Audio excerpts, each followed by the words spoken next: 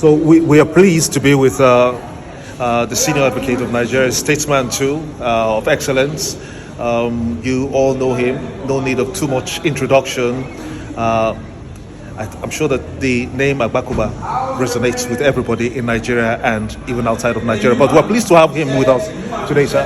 I'm just wondering what your thoughts are with regards to Mr. President's policy on security. Sure. Is it working for us? No, it's not working, and the reason is, I had Please go ahead. I had an opportunity to actually talk to him on this. In the course of my doing my LLM and PhD back in the 80s, I just got interested in counterintelligence, and I did a lot of, it didn't count, but a lot of reading at this School of African Oriental Studies. Now, there is regular warfare and irregular or unconventional warfare. The reason America lost in Vietnam was because they were fighting an irregular war. To put billions and billions of dollars in a conventional war strategy when you are fighting irregular people like IPOP and Boko Haram is destined to fail. So I told him, change the strategy. Go to irregular war. You will see the results. So that's the problem. So what has happened in the last 10 years, you appoint a batch of chief of security heads. They fail, you sack them, and it's been going on. So something must be wrong. So I said to him, do something fresh. That's not happening yet. So I would say policy on security isn't working. Do you, for instance, think that the appointment of the National Security Advisor is faulty? Because people have come up with the argument that if it were an army general, possibly in the likes of one that has been chief of army staff, we will not be in this kind of security quagmire today. No, do you agree with that explanation? Yes and no. It's more of strategy than the person. Kissinger was National Security Advisor. He wasn't a general.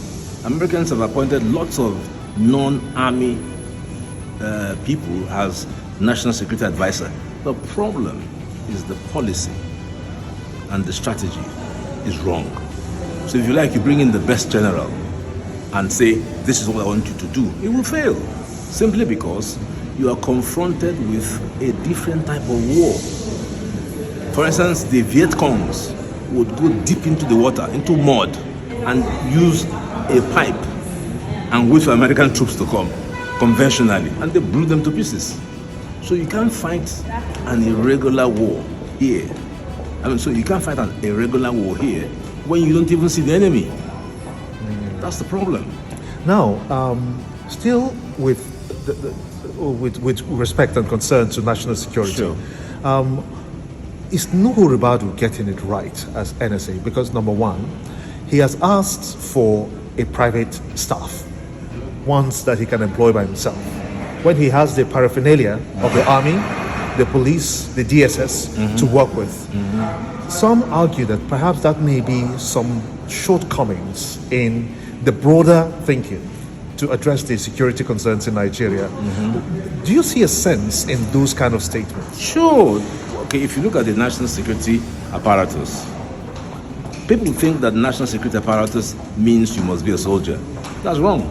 So I'm sure Nuhu Ribadu has gone there and found that the guys that are in the office are guys he can't work with. So he's got to bring in people who understand all sorts of things. There are different levels of intelligence that you need. You need people who are familiar with open intelligence, human intelligence, communications intelligence, photographic intelligence, satellite intelligence. Maybe there's no one there with that knowledge.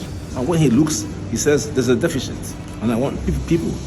So that again, this question again strikes at the problem that we don't have the right staffing, nor the right strategy. We have a problem. Yes. With the economic situation in our country today. Sure. Nigeria seems to be heavily dependent Yes. on forex for survival. Sure. That can be seen in the oil sector, Sure. in the entertainment sector, in Sure. the hospitality sector, and Sure, what have you. everywhere, sure. The dollar to the naira today is hitting 1,500, while the pounds to the naira today is hitting 2,000 naira Sure. To a pound. Sure. This is not very likely to ease. No. Why? Because we place wrong emphasis on the numeric value of the naira to the dollar. We should be placing our we should be concentrating on the productive value of the naira to the dollar. Because after all, the Japanese yen is very wide. Japanese yen is probably 3,000. The problem is we're not producing. If you don't produce, you have nothing to sell. And if you don't have anything to sell, you are broke. And you then depend only on oil, which is so small. So we need to produce. That came out very strongly in this Business Day Summit. We're not producing. We're not selling. So if we don't sell, then you get nothing. So that's the problem. Again, that economic strategy is wrong. You've got to expand the economy. You've got to look at all the sectors. Just look at what the creative industry was talking about. But they're ignored. They're ignored. In the United Kingdom, legal services contributes 3% to the entire GDP. Here, nobody even counts us. So that's the problem. The economic strategy must be correct. It must be such that we can produce. And can we produce in the context of insecurity? Those are the questions. In the north, agriculture is supposed to be the mainstay. But nobody can do mechanized agriculture in the context of the insecurity. So the challenges are multifaceted. So if we want to grow out as our economy, we must be looking at how do we become productive. This is a very lazy economy. Nobody does anything. It's just about stealing. The other day, the lady in the Ministry of Humanitarian Affairs is alleged to have stolen half a billion. And all we've heard is that she's suspended. So if you know that you can get money easily, why would I want to work hard? There's no reason. In fact, Dangote should be given a special medal. Why would I want to go and build such a refinery when I can get into the business of buying PMS? So the economy is lazy. What about the issue of synchronizing the dollar at the official rates and then the parallel market? The reason for the gap is the hurdles. This is called in economics asymmetry. If you put so many blocks on the road, people will chop across the blocks. I would take a radical view. Absolutely remove everything. Absolutely. If I want to buy Forex in the UK, I just go down the road to the money shop. Why should I go to a bank here or the CBN? Why is the CBN funding airlines to take their money out? Are they the ones that own the airlines? Throw it open. It might rise, but eventually it will find its level. So again, the Forex policy is wrong. What have you been up to, sir? I've been up to mischief. Making trouble. Okay, what would you say relaxes you when you're at home? Do you cook? I cook, and my daughter is a sous chef. I cook because I love to cook, and my mom was a great cook. But right now, I do more of the talking than cooking. But I can cook anything. I don't think people know this part of you. That okay, there's a side to Olisa Agbakoba that you can, that is away from business talks all the time, all the time. Sure. What will be your advice to under 50s to imbibe in order to relax and become more productive? No, under 50s, that's still too young. Under 50s must work hard. The time to relax is not when you're under 50, because you are still on the climb.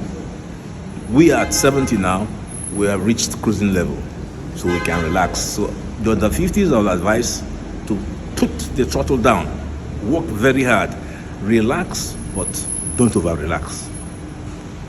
Make sure you expand your mind with knowledge. Read great books. Watch movies. I was enriched over the last 30 years by reading. If you go to my car now, I have about 30 books. So I'm always reading constantly. I can read. Well, some guys like to read comics. I don't like that. I like to read heavy material. And that way I learn a lot. 90% of my knowledge from economics comes from reading. I didn't go to any school, but I can stand any economist in Nigeria because I've read the damn thing, so I know how to go, but also relax. But under 50, not too much. We're the ones who are entitled to relax more than the under 50s. Thank you so much. Thank On that you, note, thank you. as we turn 50, Yes, sure. we'll take your advice very Yeah, seriously. yeah. Thank you so much. Thank sir. you. Thank you. Appreciate your time. Take care. I'm very good. I'm happy for you. Very happy. Thank you. Olisa Agbakoba is indeed the senior advocate of Nigeria and indeed a man of repute in Nigeria. He's been talking to us here on Control TV with a word of finality for under 50s CEOs especially to work harder. I'm Gimbo Umar signing out for now.